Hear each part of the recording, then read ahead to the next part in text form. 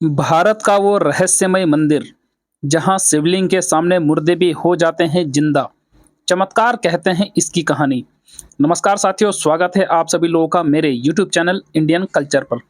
तो मैं आज आपको लेकर के आया हूँ उत्तराखंड की राजधानी देहरादून से लगभग 128 किलोमीटर दूर एक अद्भुत शिव मंदिर है लाखामंडल नामक स्थान पर। लाखामंडल में होने के वजह से ही इसे लाखामंडल शिव मंदिर के नाम से भी जाना जाता है। ऐसी मान्यता है कि महाभारत काल में दुर्योधन ने यहाँ पर पांडवों को जलाकर मारने की कोशिश की थी। अज्ञातवास के दौरान युधिष्ठिर ने इसी स्थान पर शिवलिंग की स्थापना की थी, जो मंदिर आज भी मौजूद है। मंदिर में मौजूद इस शिवलिंग को महामंडलेश्वर के नाम से जाना जाता है। ऐसी मान्यता है कि मृत व्यक्ति को शिवलिंग के सामने रखने के बाद पुजारी द्वारा अभिमंत्रित जल छिड़कने पर वह जीवित हो जाता है तथा कुछ पल के बाद जिंदा हुआ व्यक्ति शिव का नाम लेकर गंगा जल को ग्रहण करता है और फिर उसकी आत्मा फिर से शरीर त्याग कर चली जाती है।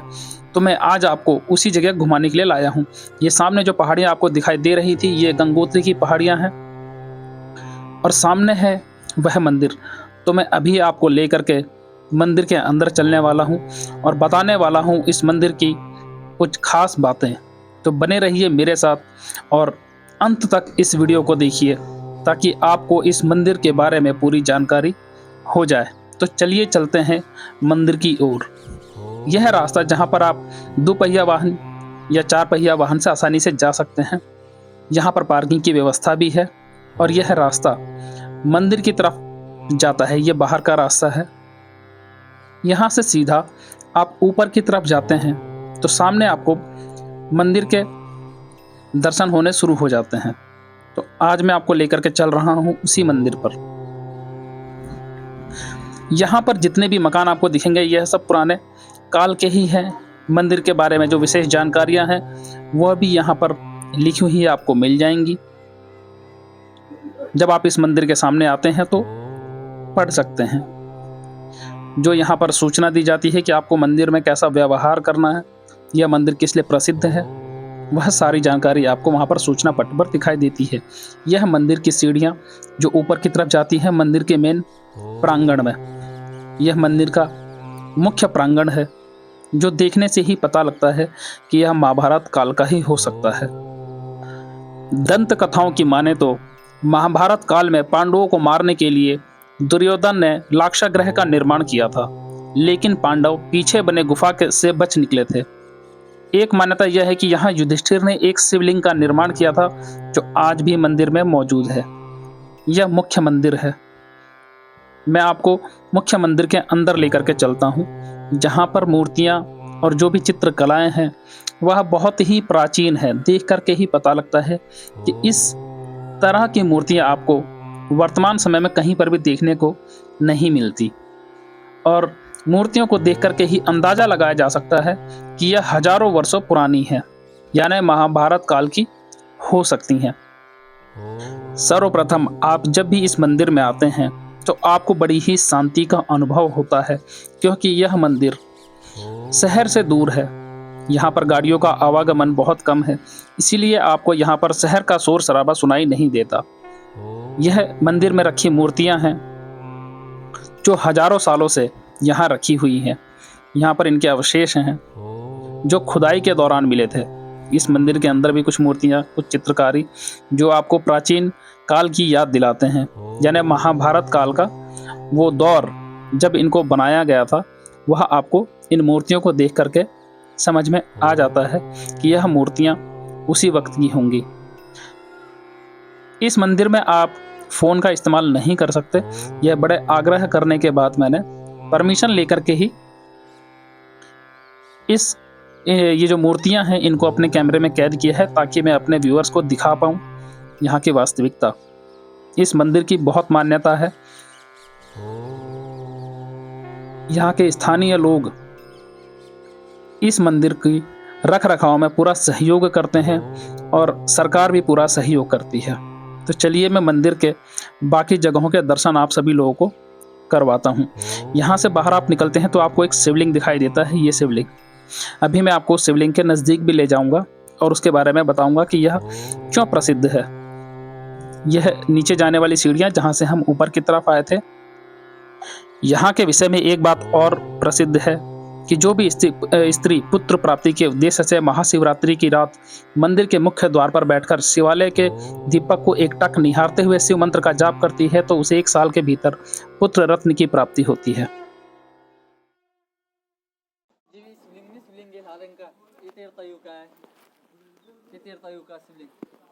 अच्छा, त्रेता युग का शिवलिंग है ये? हाँ, ये त्रेता युग है। सामने ये द्वापर युग का है। ये द्वापर युग का ये। अच्छा, वो द्वापर युग का है। सत्य के अंदर जो सत्य का अपने सत्य शिवलिंग को सत्य का अंदर है, कलयुग का आगे ये सब जल डालोगे समझ फेस के शिवलिंग है। ये 4 रूप के शिवलिंग है।